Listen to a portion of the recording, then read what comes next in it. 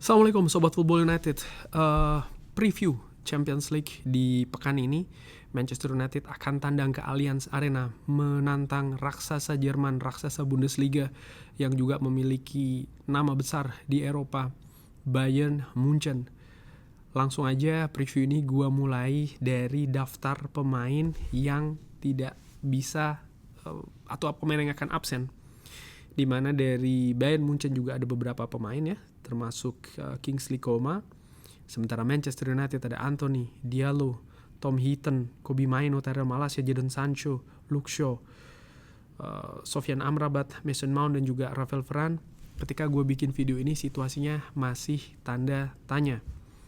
Bayern Munchen atau Bayern Munich selama 5 pertandingan awal di musim ini, termasuk di turnamen pembuka ya, piala pembuka, mereka sudah dilakoni dengan 1 kekalahan dan lainnya mereka 3 kemenangan dan sekali seri. Di Bundesliga mereka belum terkalahkan.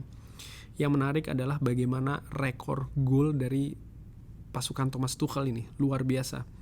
Di setiap pertandingan mereka di Bundesliga ya selalu mencetak gol dengan minimal 2 gol. Artinya tim ini sangat produktif. Lini belakang Manchester United harus siap ya untuk menghadapi permainan ofensif dari Bayern Munchen. Sementara dari kubu MUFC justru sebaliknya. Baru meraih 1 kali clean sheet di pertandingan pembuka. Selebihnya selalu kebobolan, bahkan di 2 pertandingan terakhir menghadapi Brighton dan juga Arsenal kalah dengan kemasukan masing-masing 3 gol. Jadi kebobolan 6 gol dalam 2 pertandingan terakhir. Ini menandakan ada yang tidak beres dengan lini belakang dan juga dengan permainan secara keseluruhan.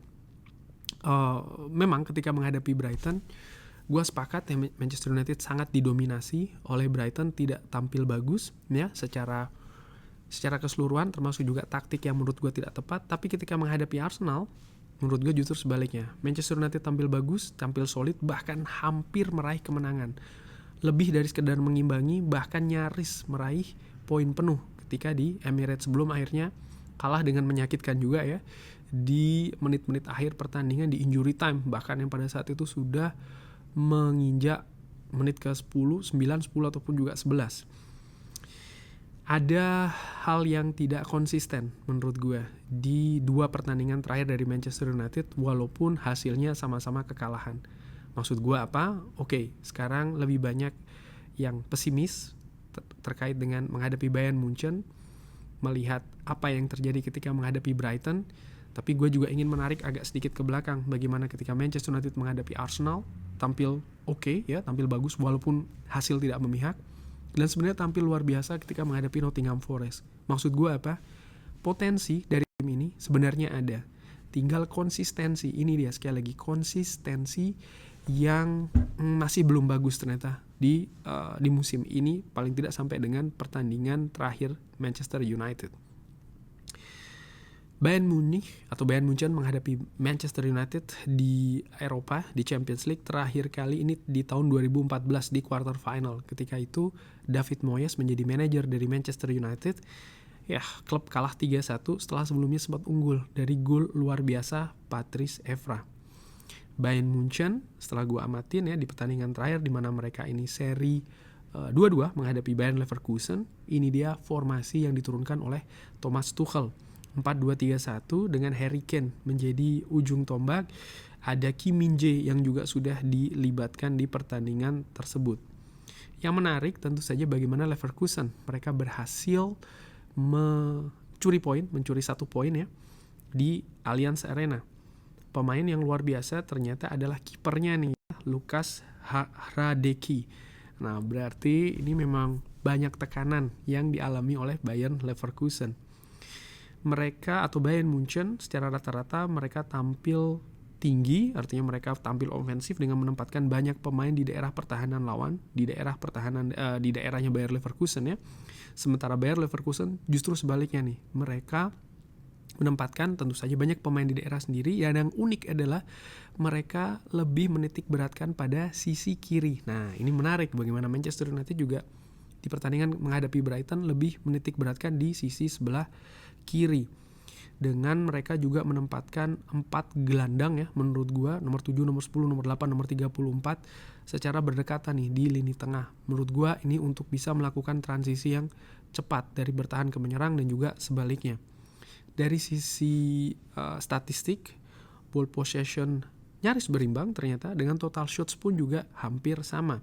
Artinya walaupun Bayern Munchen lebih ofensif, lebih banyak menempatkan di daerah pertahanan lawan, dan sebaliknya Bayer Leverkusen lebih banyak menempatkan pemain di daerah sendiri mulai dari lini tengah, ternyata secara statistik ini tidak linear. Bayer Leverkusen juga memiliki kemampuan untuk melawan balik nih dari possession dan juga dari shot on goals. Kuncinya apa? Kalau gue lihat ada di duels yang mereka menangkan dan juga permainan agresif, determinasi yang tinggi. Ini ditunjukkan dari tackling, interception dan juga clearance, di mana Bayer Leverkusen unggul menurut gue interception dan juga clearance ya sangat telak dari pemain Bayern Munchen ya.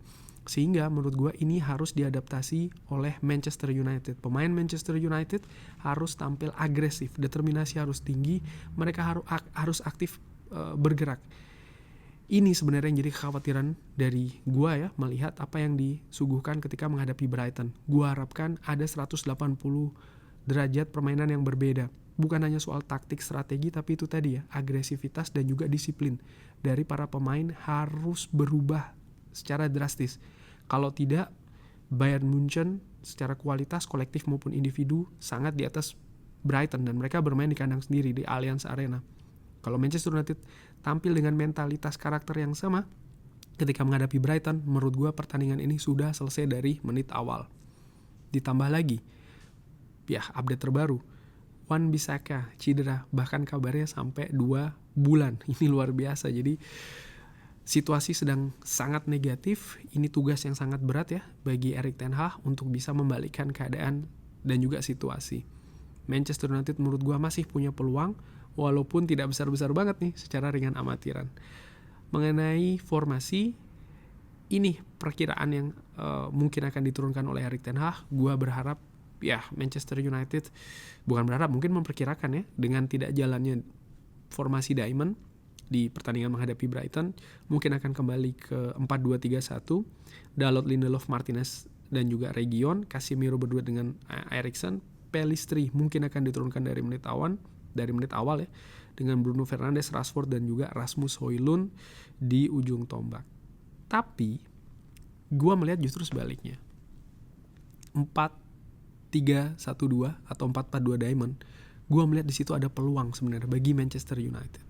Sebenarnya kunci kemarin tuh apa sih menurut gue ya secara ringan amatiran ketika menghadapi Brighton adalah disiplin secara karakter dan juga mental.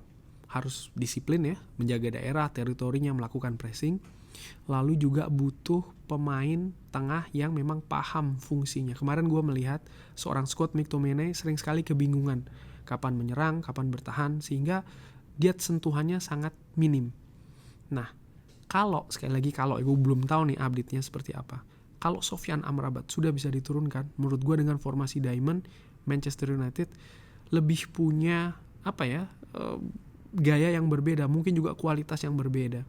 Sehingga kalau Sofyan Amrabat sudah bisa dimainkan, ini akan sangat menarik. Dimana dia akan ditempatkan di posisi tengah, Casemiro dan Eriksen agak ke depan, Bruno Fernandes dan Rasmus Højlund dan Marcus Rashford bisa ditempatkan di ujung tombak. Ya, gue tahu Marcus Rashford banyak komentar ya mengenai dia bermain selfish, egois dan lain-lain. Seperti gue katakan, Marcus Rashford harus paham perannya sekarang berbeda. Tidak seperti musim lalu di mana dia memang menjadi tumpuan gol dari Manchester United. Dia harus sadar bahwa saat ini ada pemain yang diharapkan juga bisa menjadi lumbung gol dari Manchester United, yaitu adalah seorang Rasmus Højlund. Dia harus bisa berbagi. Dia harus bisa lebih baik lagi dalam mengambil keputusan. Kapan dribbling, kapan shooting, kapan passing.